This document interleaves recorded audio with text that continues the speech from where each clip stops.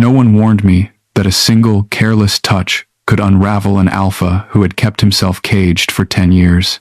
One moment, my fingertips accidentally grazed the bond mark at the base of his neck, and the next, Caius Vale's entire body went rigid, his breathing shattered, and the air in the room turned thick and scorching in an instant.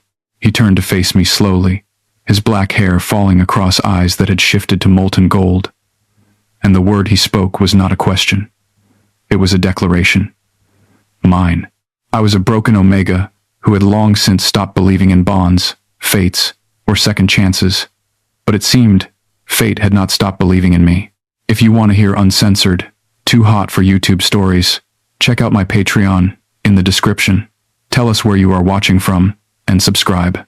Welcome back to BL Story Heaven. I hope all of you are doing beautifully today. Now, settle in, and let me tell you a story about walls built over years crumbling in 72 hours, about a broken Omega who learned to hide everything he was, and the Alpha who had been quietly looking for exactly him without ever knowing his name. This is the story of Elian Wren and Caius Vale. 3 years before the moment that changed everything, my name was still Elian Sen. I had a home, a bond mark freshly pressed into the curve of my neck, and a husband who told me every morning that he loved me more than the sky could hold rain. Aldrich Sen was everything an Omega from a modest background could dream of finding. His family ran a pharmaceutical empire 4 generations deep, the kind of wealth that named hospital wings and shaped policy. When he chose me, a young research assistant with blonde hair and no social pedigree whatsoever, everyone around us said it was the love story of the decade. I believed them completely, with the specific faith of someone who has never been given a reason not to. Our bonding ceremony was small, private, and elegant. Aldrich pressed his lips to the curve of my neck in front of 15 witnesses and told me I was his. The bond mark that formed was faint compared to natural bonds, which Aldrich explained away easily. The mark will deepen with time, he said. With trust, with love. I pressed my hand to the warmth on my neck and believed him completely. The warmth faded within 6 months. The mark began to fade with it. Aldrich started working late, missing dinners, taking calls in rooms with closed doors. I cooked extra meals and left them on the counter and told myself that trust was patience and patience was love. I was 26 years old, and I had already decided to make myself small enough to disappear inside someone else's life. The night I found out the truth was a Tuesday in the rain. In Aldrich's study, looking for a pen, I opened the wrong drawer and found a small glass vial and a handwritten note. I recognized the vial immediately from my research work. A synthetic bonding accelerant, used in clinical trials to simulate bond responses without biological compatibility. The kind that makes a bond mark appear on an Omega who has never been genuinely chosen. The kind that holds for approximately 9 months before the lie becomes visible. The note was from someone named Theron, dated 6 weeks before our ceremony. Clinical and cold. The accelerant works for up to 9 months. After that, the mark degrades. Ensure the Omega does not test independently. At the bottom, in Aldrich's own handwriting, I know. He is useful for the family optics. But none of this changes us. I sat on the study floor with the rain hitting the window and understood, with a clarity that felt like a blade pressed flat against my chest, that I had never been bonded to Aldrich, that the warmth I had felt at our ceremony was chemistry, not destiny, that the mark I had pressed my hand over every time doubt crept in was a manufactured lie dissolving slowly in my own skin. Morning brought Theron himself. He arrived at 7, and Aldrich did not look surprised, only caught. I put the note on the kitchen counter between them. I did not speak. I watched Aldrich's expression shift from caught to calculated inside of 4 seconds, which was all I needed to see. He spoke for 4 minutes. He used words like practical and arrangement and mutual benefit. He explained the artificial bond in the tone of a man presenting a business restructuring proposal. He said Theron was a private matter. He said I had benefited materially from the connection to his family, and this did not need to end. He said all of this while standing 3 feet from the man he had been choosing over me for years, without apology, without grief. I put my coffee cup down. My hands were steady. I said I wanted a complete legal dissolution within the week. He said I was being reactive and would regret a public proceeding. I picked up my bag and walked out, and the rain was still falling. The dissolution was not quiet. The Sen legal team positioned me as the instability in the arrangement. Rumors circulated. The bond dissolution hearing required a medical confirmation that produced a record describing me as a failed bonding case with no evidence of a completed natural bond. When I walked out of that hearing room, I had no bond, no mark, and a permanent medical file that had turned my private damage into language chosen by others. The research position ended the following month. I moved to a city 2,000 kilometers away, with 2 bags and a new name. Elian Sen ceased to exist, and Elian Ren began. I buried the old name the way you bury something already dead, with as little ceremony as possible and no intention of returning to the grave. The first 6 months in the new city were the most disorienting of my life. Not because of financial difficulty, though money was tight, but because of what the failed bond had done to my omega instincts. The medical literature I would later study described this as bond dissolution interference, a low-frequency static in the nervous system where the scent gland keeps reaching for an anchor that no longer exists. My own responses felt foreign to me. Heat cycles arrived early and ran chaotic. I bought suppressants, first over the counter, then prescription grade from a clinic that did not ask for documentation. I lowered my omega profile until my body ran quiet and cold. The suppressants blunted everything with impartial efficiency. Not just my instincts, but the warmth that used to exist in ordinary things. I was calmer. I was also hollower. I decided that hollow was acceptable. Hollow kept me functional, and functional was the only currency I still possessed. 3 years after the dissolution, Elian Ren was a mid-level research specialist at Vale Medical Corporation, Omega Pharmacology Division, working specifically on suppressant formulation and bond trauma response. The irony was not lost on me. The pharmaceutical systems Aldrich's deception had exploited had become my professional expertise. I understood them from the inside in a way external study cannot produce, and that understanding made me very good at my work. Precise, methodical, never visibly personal, even though every compound I studied was, at some foundational level, a study of my own damage. Vale Medical Corporation occupied a glass tower in the financial district. The CEO, Caius Vale, was a name you encountered in company materials far more often than you encountered the person. His photograph was on the lobby wall, and in the quarterly reports, always the same kind of image, a man with black hair and dark eyes, and an expression suggesting he was patiently enduring the necessity of being documented. He ran the company with a precision that people in my division discussed with the reverence reserved for very elegant and permanent systems. I had worked at Vale Medical for 2 years and 11 months before I was in the same room as him. My division was on the 14th floor. His executive suite occupied the 42nd. Our professional orbits did not intersect. This suited me perfectly. I had no interest in powerful alphas or in situations requiring anything beyond showing up, doing the work, and leaving. Then the Monday came when my supervisor told me that the documentation package for the new suppressant trial needed to reach the executive team by noon, that every administrative courier had been felled by the respiratory illness going through the lower floors, and that she needed me to carry it up personally. "It should take 5 minutes," she said. I said, "Of course," picked up the document case, pressed the elevator button for 42, and thought about nothing more complex than the pH adjustment waiting for me when I returned. The elevator opened onto a floor that smelled different from mine, cleaner and more compressed, the way air feels at altitude. The executive assistant was on a call. She held up one finger and pointed to a waiting chair. I sat down, looked at the city out the floor-to-ceiling window, and let my mind run quietly on the work below. I was not paying attention to the conference room door behind the assistant's desk. I was not aware that voices were coming from inside it. I was sitting in a chair waiting for a woman to finish a phone call.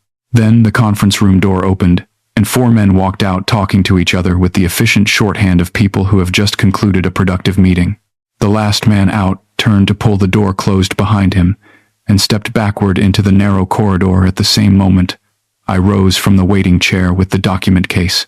My free hand came up automatically to avoid collision, and my fingertips, by pure accident, by the random geometry of 2 bodies sharing the same space without warning, made contact with the back of his neck. Not his shoulder, not his collar. The back of his neck, the exact place where an alpha's bond mark, if one had ever been placed, would be found. The sensation arrived before my mind caught up with what had happened. Not pain. Something older than pain. A vibration that ran from my fingertips up through my wrist and into my chest, resonant and low, like a bell struck deep inside the building's walls. My suppressants, which had been doing their quiet, competent work for 3 years, buckled in the half-second of contact. And Caius Vale went absolutely still. His shoulders locked. His breathing stopped. The 4 men who had walked ahead of him had already turned toward the elevator and were laughing at something and did not see it. The executive assistant was still on her call, turned toward her monitor.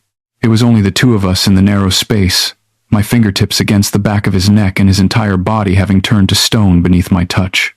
He turned around slowly. The slowness of it reached me before anything else. It was not the turn of a man, startled by unexpected contact.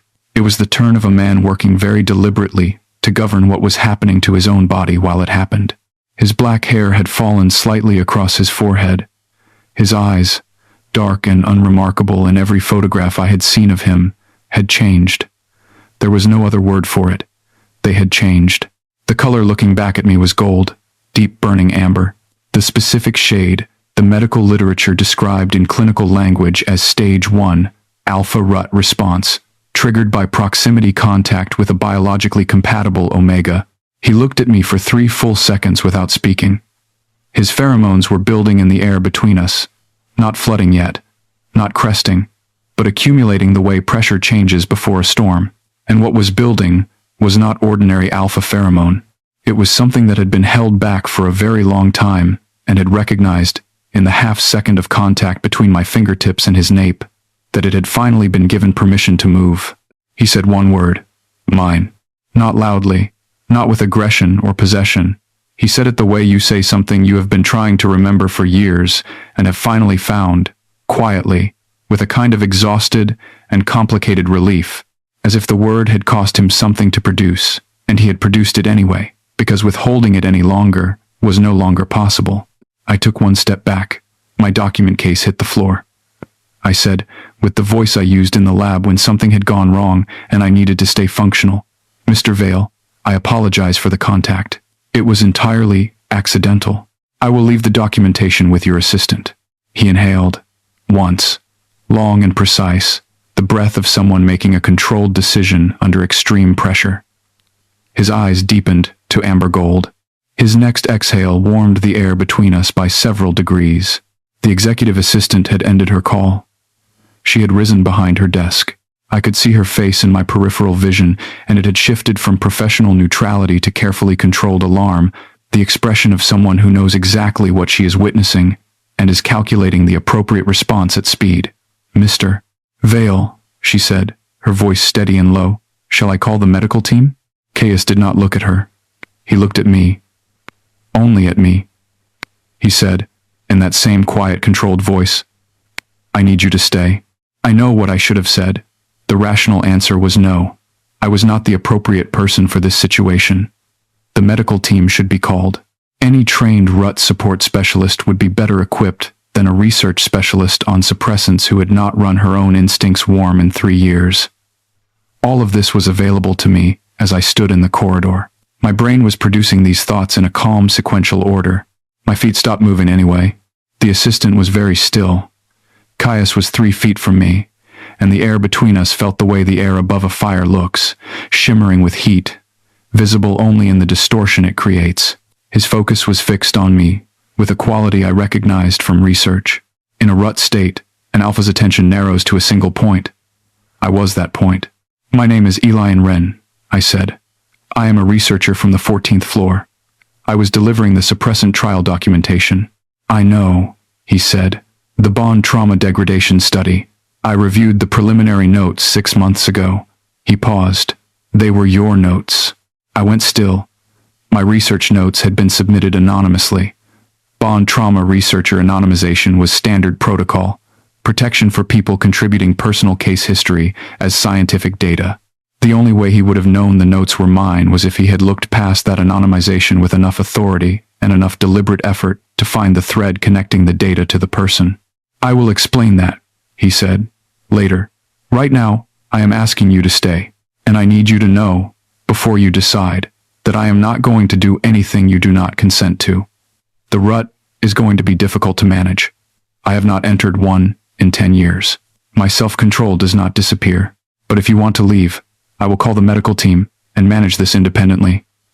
His voice, even now, was measured. The voice of a man maintaining the scaffolding of reason against a tide rising very fast.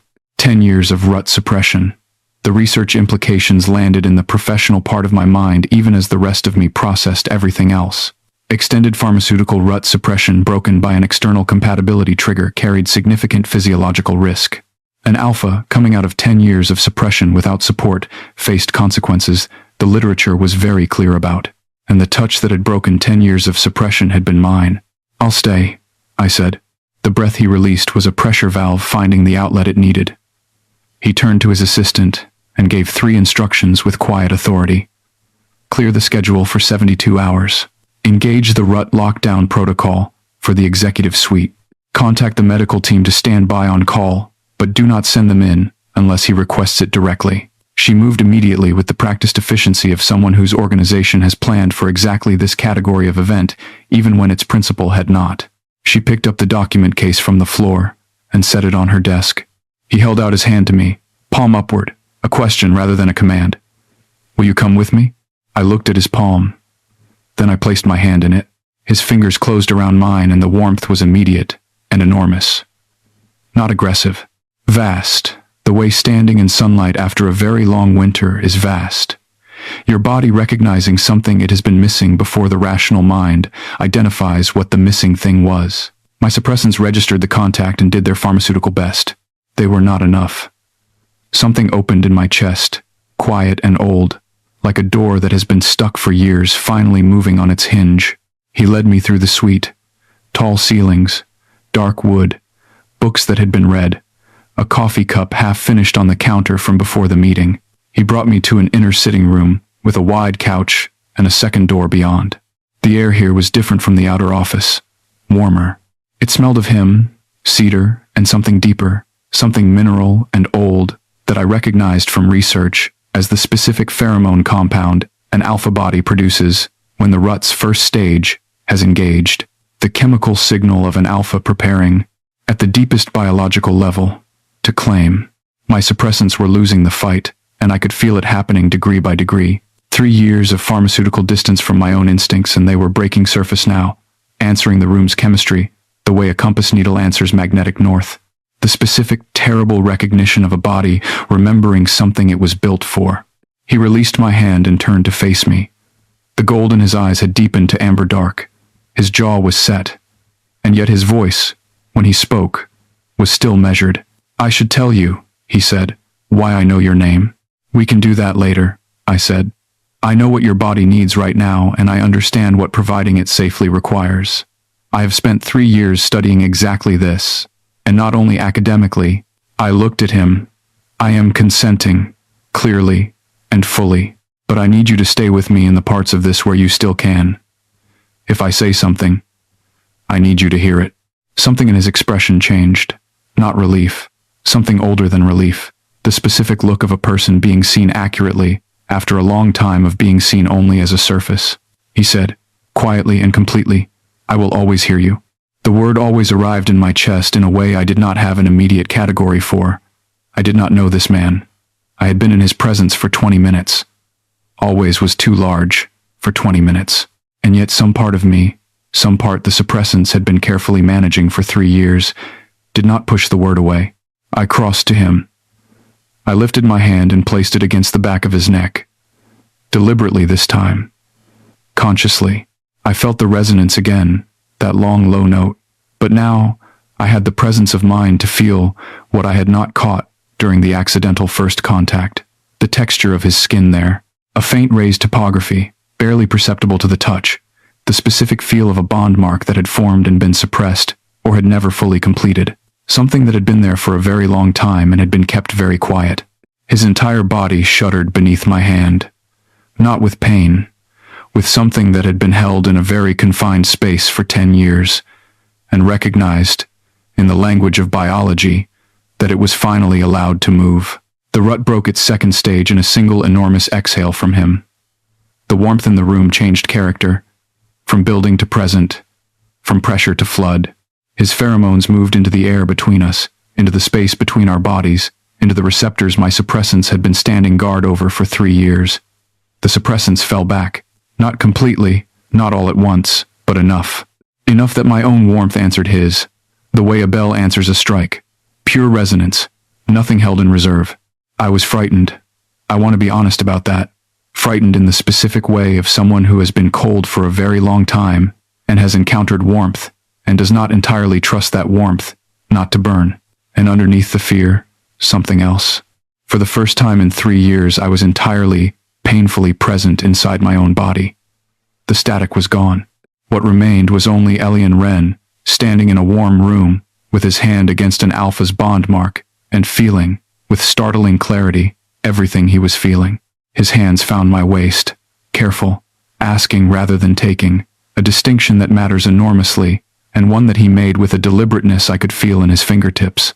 He pressed his forehead against mine, and his eyes, close and gold and very large, moved across my face. "Is this all right?" he said. "Yes," I said. My voice was not steady. It was certain. The first hours were not what the clinical literature had led me to expect. I had anticipated urgency and consuming chaos. The reality of Caius Vale and rut was something that picture had not prepared me for, because the literature cannot account for a man who has spent a decade learning absolute self-governance, and who attempts to apply that governance to something ungovernable by its nature. Intensity held in careful hands. Burning that knew, even at its peak, where the edges of the container were. He was present with me in a way that felt like its own kind of extraordinary. His attention did not fracture. Even as the heat climbed and his control softened at the margins, he remained aware of where I was, whether my breathing had changed, in a way that signaled discomfort. He checked in with his eyes more than with words, long, careful looks that asked the question without language, and I answered the same way. The warmth between us built the way good things build, layer by layer, each moment carrying the weight of the one before it. He pressed his lips to the side of my neck where the ghost of Aldrich's artificial mark had long since gone pale and silent. I waited for the old reflex pain of it, the phantom ache of something that had never been real. It did not come. What came instead was something I had forgotten was possible, the experience of being touched in that specific place and feeling recognized rather than assessed, felt rather than used. I pressed closer to him. His arms came around me, and they did not let go. The rut moved through him in waves rather than a constant flood, which the research told me was typical for first events in long-suppressed subjects, the body finding its rhythm after years of silence. In one of the troughs between waves, near midnight, with the city dark below the windows and his arms still around me and his heartbeat very steady under my ear, I said, "Tell me about the notes." He was quiet for a moment before speaking. "What you wrote," he said, "about what artificial bond dissolution does to omega scent gland function. You described it as a kind of static, a low-frequency interference that makes your own responses feel foreign to you." His voice was low. I processed it not academically. From something closer than that. I sat up slightly. "Tell me," I said. He exhaled. In the careful voice of someone describing a place they have not visited in years but remember. "Precisely," he told me. 17 years ago, he said, he had believed himself bonded. The person had been on bond suppressants for 2 years before their formal ceremony, a detail that emerged only afterward. When the suppressants were discontinued, the mark he had believed in degraded. The medical record was clear. The bond had never been complete. What Caius had interpreted as bonding was a partial response propped up by pharmaceutical support, and when that support was removed, the approximation collapsed. "I went on rut suppressants the year after," he said. "High grade. The formulation my company produces. I have been in some version of pharmaceutical management since then." He met my eyes. "Until today. Until your hand. Your notes were flagged in our research review for the specificity of the clinical detail," he said.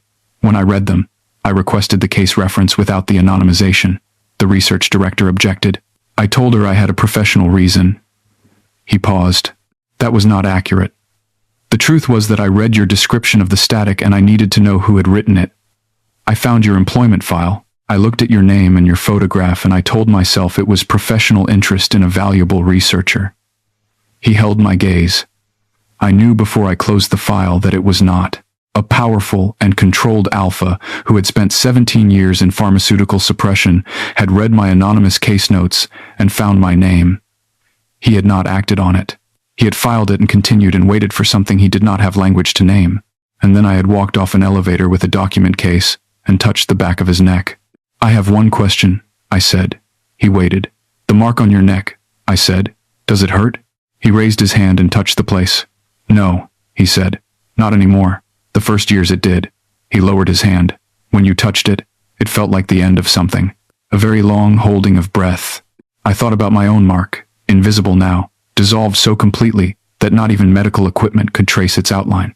I thought about the note in the drawer and the study floor and the rain and the 3 years that had followed. I reached up and pressed my hand gently to the back of his neck again. His whole body responded, not with the consuming heat of the first wave but with something quieter. The response of a body recognizing a touch it has been calibrated, by some deep biological logic, to receive. He covered my hand with his. We stayed like that while the city moved through its night below, and the room held its warmth around us. The second wave came with more patience than the first, more mutual, more conscious of its own movement through us. The warmth that rose between us in the second wave felt earned in a way the first had not, because the first was instinct and biology and shock, and the second was something we were choosing with what remained of our coherent selves. I will not describe the interior of those hours in full detail. Some categories of experience are made smaller by language rather than larger. What I will say is this. Caius Vale, in the second wave of his first rut in 10 years, was the most careful person I had ever been near. Careful in the way of someone who has thought carefully about everything for a very long time and remains careful even when everything in his body is asking him to stop thinking. The word he used most often, through the heat and the closeness and the specific warmth that moves between two people when all their barriers are down at once, was the same word he used when we were only talking. Are you all right? And every time I said yes, and every time I meant it. Morning of the second day arrived quietly through the tall windows.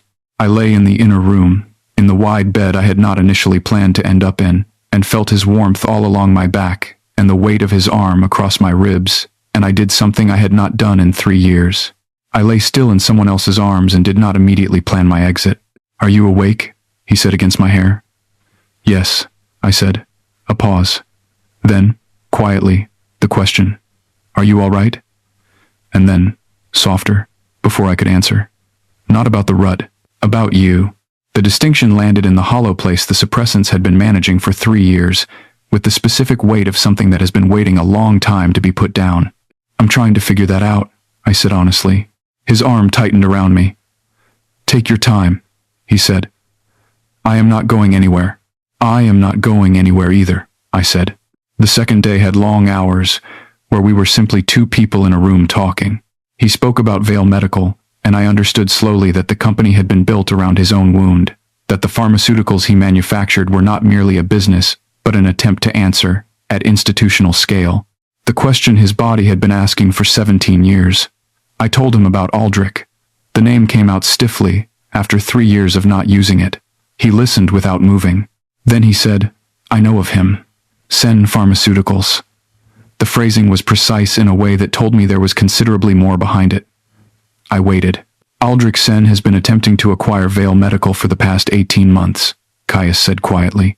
The bid has not succeeded, but it has required my ongoing attention. He looked at me. I did not know, until this moment, that you had any connection to him. I held still while the implications arranged themselves. 3 years ago, I had dissolved a fraudulent bond and fled to a new city under a new name. I had ended up working at the one company that the man who had destroyed my first life was slowly and patiently trying to acquire. The man who had used an artificial bond to own me was reaching toward the building where I was quietly rebuilding, with resources and patience, and the kind of pressure that eventually reshapes everything it touches. Does he know I work here? I said. I don't know yet, Caius said. I will find out. His voice was controlled in the specific way that has something running considerably hotter underneath it. He turned his head and pressed his lips to my forehead and said, Whatever his reach is, it does not reach you here. I want you to know that clearly. Whatever happens in the next 24 hours, and whatever comes after that, That remains true. I closed my eyes. I thought about the study floor and the rain, about 3 years of hollow functionality and the comfort of feeling nothing sharply because sharp things were the things that cut you, about making yourself small enough that nothing could reach you. His warmth was all along my body, and his arms were around me, and the city was moving through its second day without us, and I thought, very carefully, about what it might mean to let a millimeter of something in. Not all the way, not yet, just the first fraction of an opening in a door that had been shut for 3 years. The rut's second wave built through the afternoon, slower and more patient than the first. The heat moved through me, warm and present, and nothing at all like the static I had been living in. My body was fully awake, and awake, it turned out, was a thing I had been missing without knowing it, the way you miss sunlight only when you have been inside long enough to forget what it felt like on your face. He touched the place on my neck where Aldrich's mark had been, and I felt his fingertips there with the same resonance I had felt in the hallway. This time, I knew what it was. Biology saying in the only language it has, which is warmth and the specific gravity of two people who have been calibrated, by some process neither of us chose, to recognize each other. "Does it hurt?" he asked. The same question I had asked him. "No," I said. "Not anymore." The way he said good meant something I did not yet have the full vocabulary for.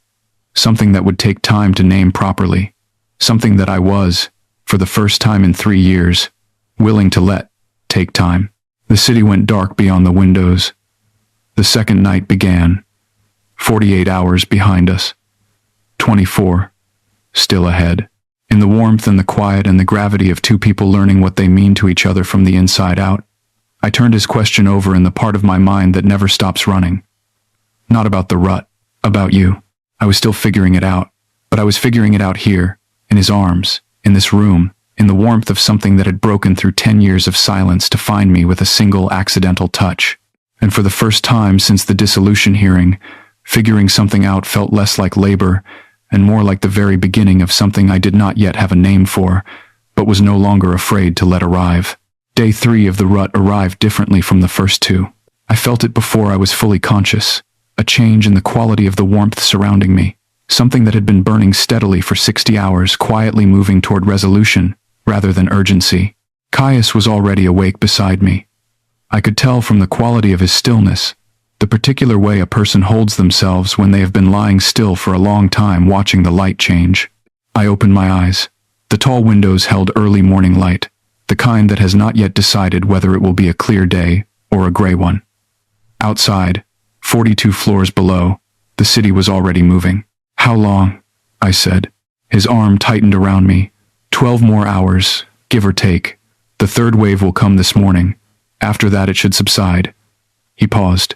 The rut doesn't always complete fully on the first break in long suppression. "I know," I said. "I've read the literature." "Then you know what completing it fully would mean. Not the rut, the bond." I turned onto my back and looked at the ceiling. The bond. In the medical literature, a rut triggered by specific contact with a compatible omega and sustained for 72 hours created the biological conditions for a natural bond mark. Not guaranteed. Not automatic. But if both parties chose it, if the omega consented and the alpha was allowed to complete the claiming, the mark would form. Real this time. Not pharmaceutical. Not manufactured. Not something that would degrade at 9 months and leave a faded record in a hearing room. The genuine article, the thing that could not be faked or dissolved or explained away. I lay very still with that knowledge sitting on my chest. Caius did not push. He had not pushed once in 3 days. He lay beside me, the black of his hair dark against the pillow, his eyes on the ceiling the same as mine, giving me the space of the question without forcing the answer. This was something I had learned about him in 72 hours that no photograph had suggested and no research note had contained. He understood the difference between waiting and withholding.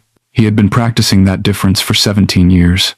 "I need you to tell me something," I said. He waited. "If we complete the bond," I said, "I want you to tell me honestly whether you would choose me outside of a rut. In a normal room, on an ordinary Tuesday, with nothing driving the decision except the decision itself." He turned his head to look at me. The gold had almost fully receded from his eyes. What looked back at me was darker, more familiar from the photographs in the lobby and the quarterly reports, and also somehow more open than any photograph had captured. He said, "I thought about you for months before I ever met you. I read your research notes, and I looked up your name, and I sat with the knowledge of you for 6 months. The specific quality of the mind behind those words. The particular way someone writes about their own damage when they are trying to be scientific about it and cannot quite manage the distance." He paused. "I would have found a reason to meet you eventually. The rut did not create this. It only removed the last excuse I had for waiting." I looked at the ceiling for a long moment. Then I reached up and placed my hand against the back of his neck. His breath caught. "All right," I said. The third wave was not like the first two. The first had been urgency and shock, the second patience and heat, and the third was something I did not have a prior category for. The specific quality of an ending that is also a beginning. The moment when something that has been building for a very long time finally arrives at its destination. He was gentle. That was the thing the clinical literature had not adequately conveyed. The specific gentleness of an alpha in rut who has spent 10 years learning absolute self-governance and who applies that governance even here, especially here. The warmth between us moved like something earned, like the third act of a story that had been building its momentum since a narrow corridor and an accidental touch, and the word mine, spoken quietly into a shocked and silent hallway. At the moment the bond mark formed, I felt it as a warmth pressed deep into the curve of my neck, not pain. Nothing like Aldrich's manufactured mark. Something that felt like a word written in a language I had always known how to read but had never been given the text of. It settled into my skin and stayed. Caius pulled back and looked at my neck. He reached up and pressed 2 fingers gently to the mark. I felt the contact through the bond, before I felt it through my skin, his recognition arriving in my chest, before his fingertips reached me. I pressed my fingers to the back of his neck in return. His mark under my touch, the old dormant one overlaid now with something new, a warmth that had not been there before. His completed bond mark. The real one, placed there not by pharmaceutical deception but by 72 hours of choice made over and over in the troughs between waves. We stayed like that for a long time. Foreheads pressed together. The city outside the windows running its morning without us. Patient, waiting for us to return to it on our own terms. The 72 hours ended just after noon on the third day. The lockdown protocol lifted automatically. Caius's executive assistant knocked once at precisely 12:15. He answered it, dressed and composed, the mark at his neck not visible under his collar. She handed him a tablet and said simply, "The board is aware the lockdown has concluded. There is one matter requiring your attention before the afternoon." He took the tablet. I watched him read. The CEO returned to his expression as the specific quality of the rut's stillness receded, but underneath it, the mark on his neck was warm, and I could feel the edge of his attention through the bond, the new awareness of another person's presence that no description had adequately prepared me for. "Something has happened," I said. He handed me the tablet. Sen Pharmaceuticals had escalated their acquisition bid that morning, not through normal channels, through the regulatory authority that oversaw Vale Medical's research licensing. A formal complaint had been filed citing potential conflicts of interest in the suppressant trial development, specifically flagging the anonymous case history contributions to the Bond Trauma Research Unit. The filing was signed by Aldrich Sen personally and had been submitted at 9 o'clock that morning, 3 hours before the lockdown ended. I read it twice. Then I set the tablet down on the assistant's desk very carefully. "He found out I was here," I said. Caius's voice was quiet and precise in the way that meant the thing running underneath it was considerably less quiet. "He found out you were here, and rather than contact you directly, he filed against the regulatory body that oversees your research. He is attempting to use your anonymous case history submissions against the trial to flag the research program as compromised by the personal involvement of a researcher with a documented bond trauma history." I understood immediately what Aldrich was doing. The anonymous submissions had been my protection, the firewall between my personal history and my professional identity. If Aldrich pierced that anonymization through a regulatory complaint, my case history would become part of a formal proceeding. The failed bond, the artificial induction, the dissolution hearing, all of it would become institutional record, tied to my current name and current position. The research I had spent 3 years building would be tainted by association. My professional standing in the one place I had managed to build it would be the mechanism of my own undoing. "He is good at finding hinges," I said. He is, Caius agreed. He has been doing this to people for a long time. He paused. He does not know that we have been doing something else. The regulatory complaint requires a response within 5 business days. In those 5 days, the research director can be compelled to confirm or deny the identity connection between the anonymous researcher and the current employee. She knows. Caius had obtained that confirmation months ago at authority level, which meant the institutional knowledge existed and could be compelled under a formal proceeding. Unless, Caius said, the response addresses something larger than the complaint itself. I looked at him. He was not looking at the tablet anymore. He was looking at me with the expression of a man who has been reviewing his options for longer than this conversation and has arrived at the same conclusion from a different direction. Tell me, I said. He sat down across from me in the assistant's outer office. The room was very quiet. 42 floors below, the city moved through its Tuesday afternoon. In the time it had taken us to have this conversation, the Rut's clinical conclusion had been logged, the lockdown protocol had been closed, and the professional world had resumed its claim on both of us. The CEO's schedule was now 3 days behind, and the Bond trauma researcher had a pH calibration that had been waiting since Monday morning. He told me what his research team had found. In the 18 months since Aldrich's acquisition campaign had begun, Caius's security and legal team had been conducting parallel due diligence on Sen Pharmaceuticals' operations. What they had found was a pattern. A recurring compound in dosage records spanning 12 years, a synthetic bonding accelerant, listed under rotating trial compound names, appearing in case records across 6 contracted research facilities in 3 countries, 14 documented administrations. No documented consent forms in any file. The compound had been reclassified 18 months ago under the Omega Rights Expansion Act as a coercive pharmaceutical when administered without consent. The reclassification was retroactive to the administration date. Aldrich's legal team had almost certainly reviewed this. They had been wrong about the scope of what existed on record. I sat with this for a moment. The specific weight of it. 14 cases. Not just mine.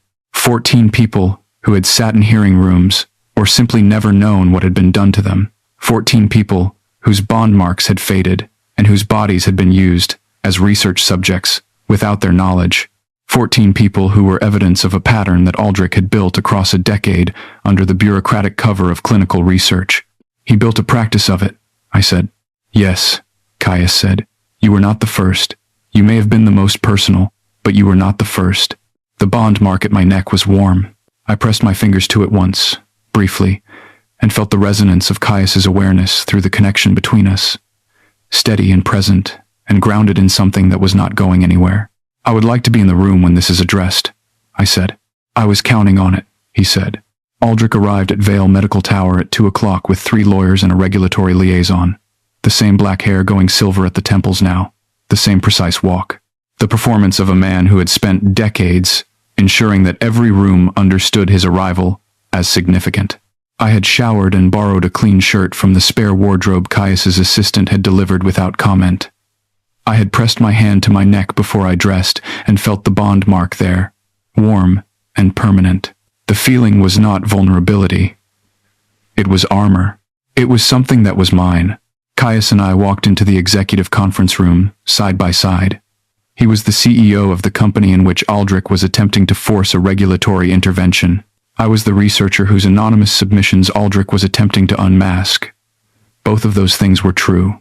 Also true was the bond mark at the curve of my neck, newly formed, and the hum of Caius's awareness through the connection we had made, steady in the background, like a compass needle. Aldrich looked at me when I walked in. I watched his face move through surprise, recognition, and calculation in rapid succession. The specific expression of a man who is prepared for one version of a meeting and has just found the variables are not what he expected. He had expected a broken Omega who had buried himself in pharmaceutical research and was quietly terrified that his past would catch up to him. He had expected someone to leverage. Elian, he said. His voice was calibrated for warmth. Wren, I said. My name is Elian Wren. The lawyers arranged their documents. Caius sat at the head of the table with the particular stillness of a man who has made all the decisions that matter. Mr. Sen, he said, with the specific courtesy of someone who uses it as a precision instrument. You filed a regulatory complaint this morning, citing concerns about the Vail Medical Bond Trauma Research Program. I have asked the relevant researcher to be present so that any questions about the methodology can be addressed directly. Aldrich's eyes moved between Caius and me. He was recalibrating. He had not expected me in the room. My concern, he said carefully, is about research integrity. When a researcher's personal history intersects with the research subject matter in undisclosed ways, institutional review requires transparency. I understand the process, I said. The anonymization protocol was followed correctly at every stage. My personal history was submitted voluntarily and in full compliance with applicable guidelines. There is no integrity breach. There is a researcher who has studied the physiological consequences of a fraudulent bond from the inside, and whose clinical expertise is consequently very specific. I held his eyes while I said the word fraudulent. His jaw tightened. The compound used on me, I continued, was a synthetic bonding accelerant. Its classification changed under the Omega Rights Expansion Act 18 months ago. What was a gray area experimental compound at the time of my bonding ceremony is now classified as a coercive pharmaceutical under Section 14 of the amended Act when administered without documented consent. One of Aldrich's lawyers placed a hand flat on the table. The tone of the meeting had shifted. Not dramatically, not loudly, but the specific quality of the air in the room had changed the way air changes before a pressure system arrives. Caius opened a file on the table in front of him. As part of our due diligence review of Sen Pharmaceuticals operations, he said, Vail Medical's research team identified a recurring compound in Sen's contracted research documentation spanning 12 years. The compound appears across 6 contracted facilities in 3 jurisdictions, in 14 documented cases.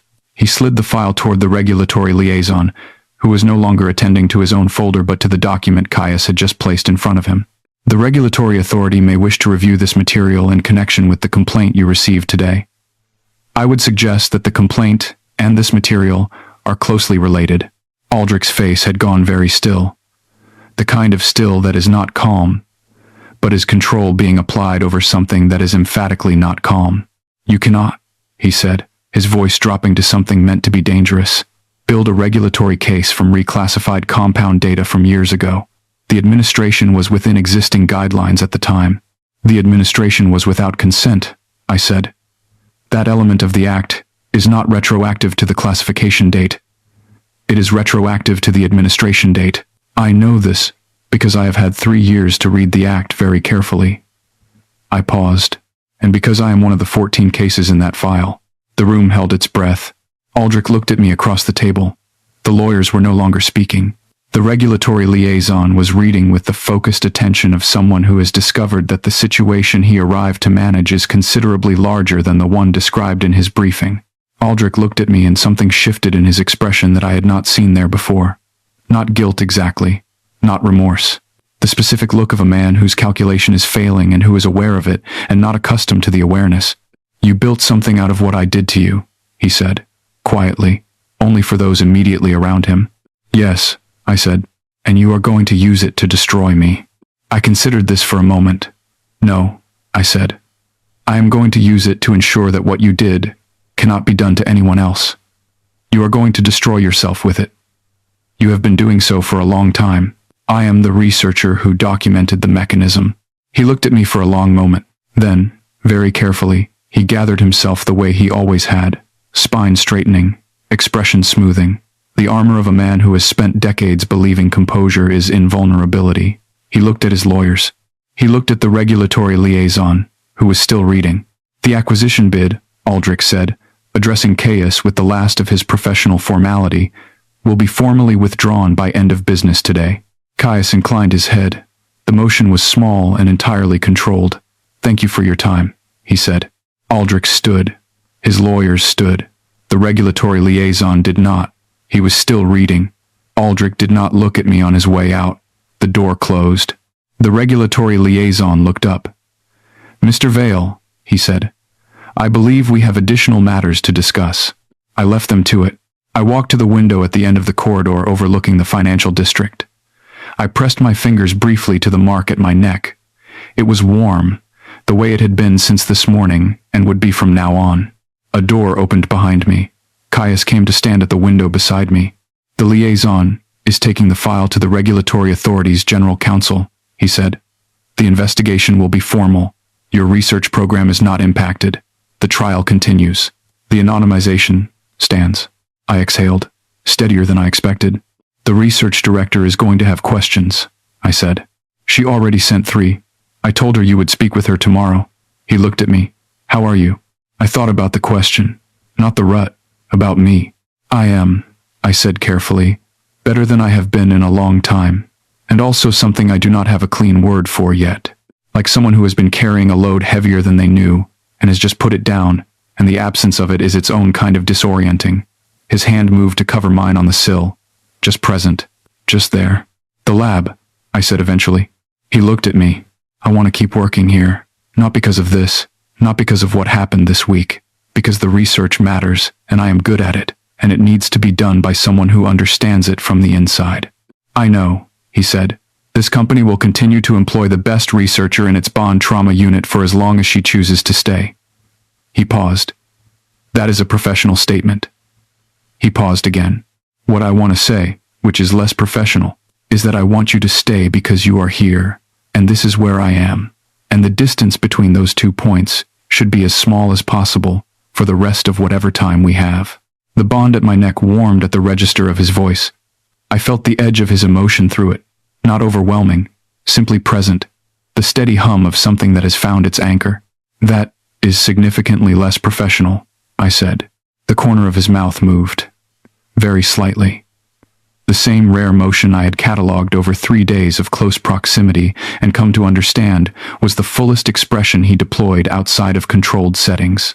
I reached up and touched the back of his neck, at the bond mark there. He went still in the way I had come to recognize, not rigidity, but total attentiveness, the specific quality of a body registering what it has been calibrated to receive. I felt the response come back through the bond before I saw it in his face.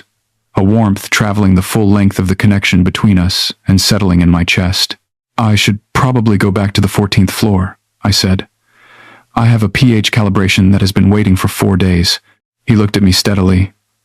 You brought a pH calibration into this conversation. It is a significant pH calibration, I said. He exhaled through his nose in a way that was almost a laugh. Almost. Which from him was equivalent to approximately everyone else's full laugh.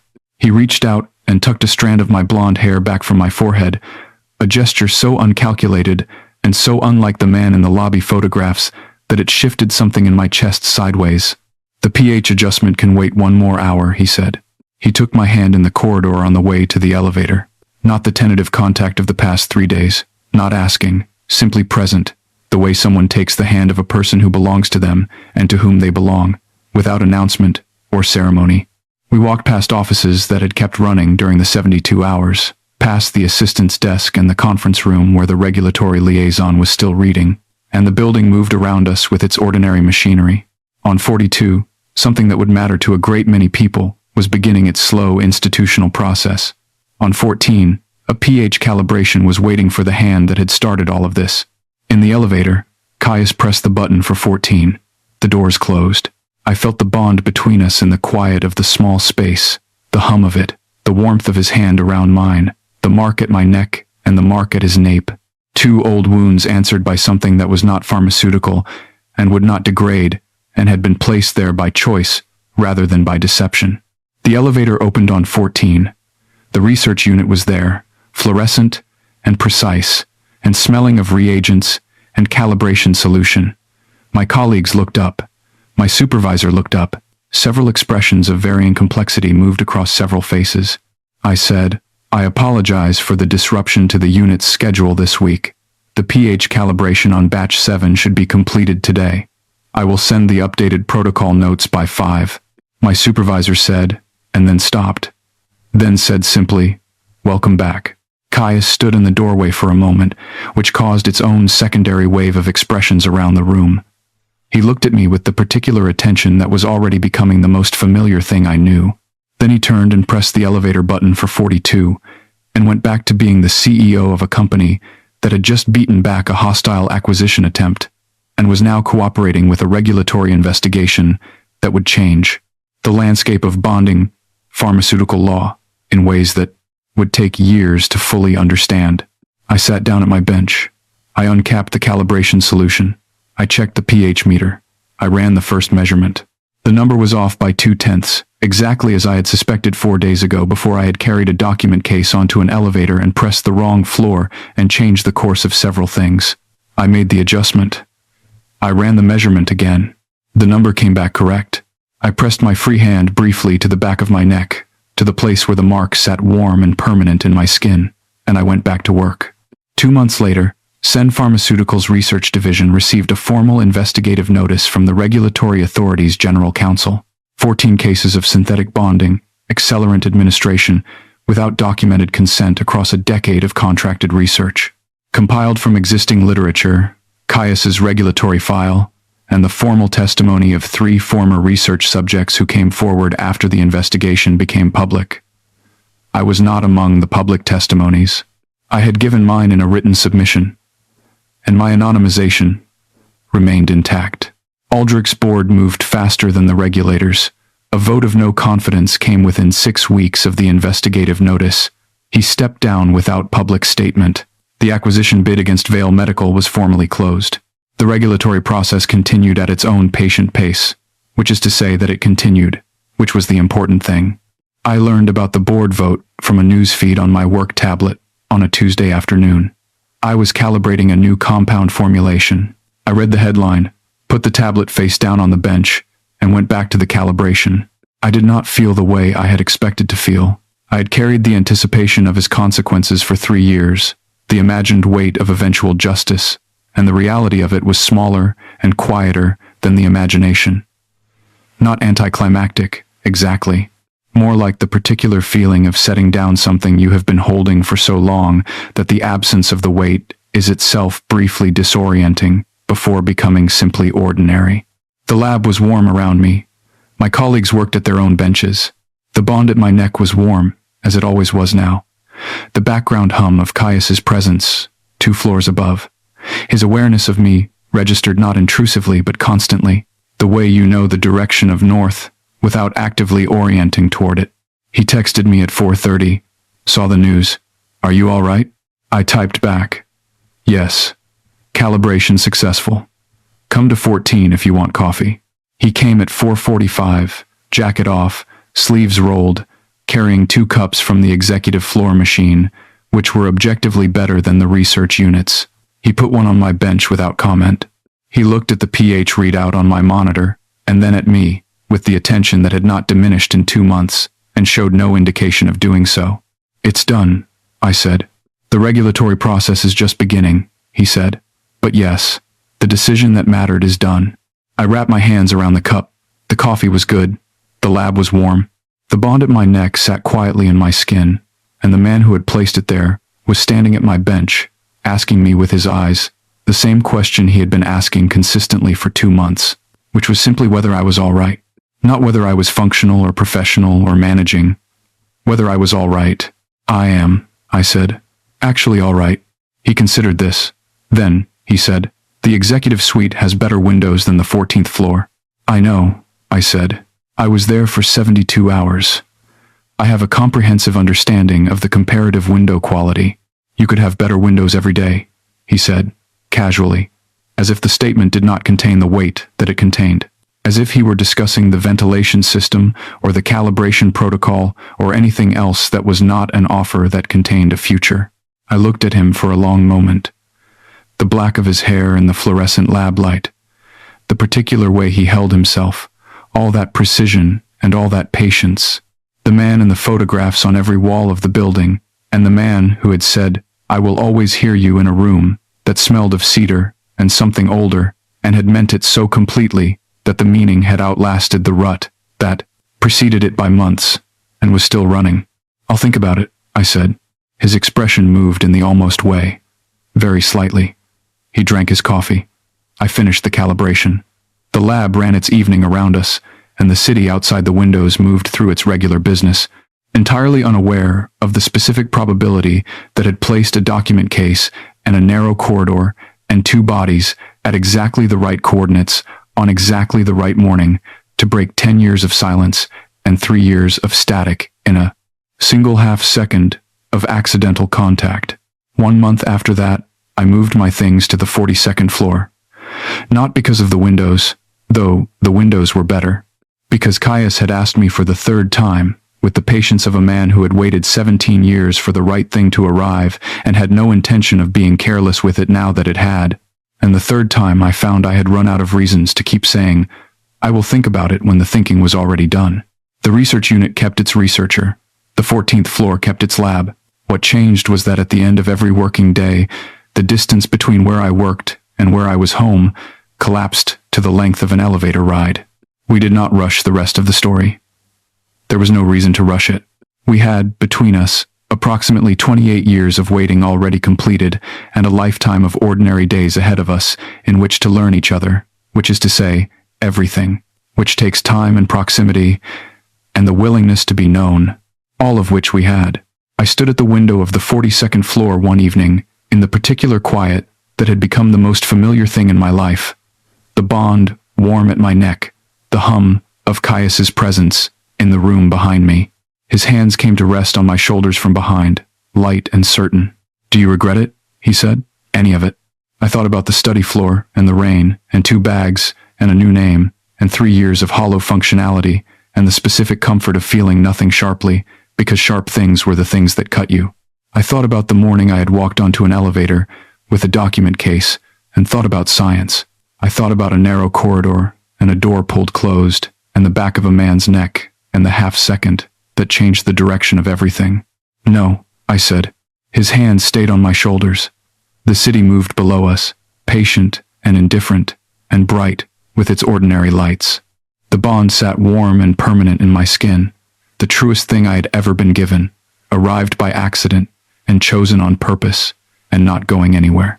"Good," he said, and that single word, in his specific voice, in the particular quiet of a room 42 floors above the city we both lived in and worked in and were building something inside of, contained everything I had not had words for and did not need words for, because the bond between us said it without language, and the warmth of it was answer enough. If you enjoyed this story, please like, share, and subscribe. It truly helps the channel grow. My beautiful heaven angels, tell me your thoughts in the comments. Which part did you like the most? And where can I improve? I love reading and replying to your comments. It means the world to me. Let us meet again next time with a better story. Until then, I hope you all have a great time.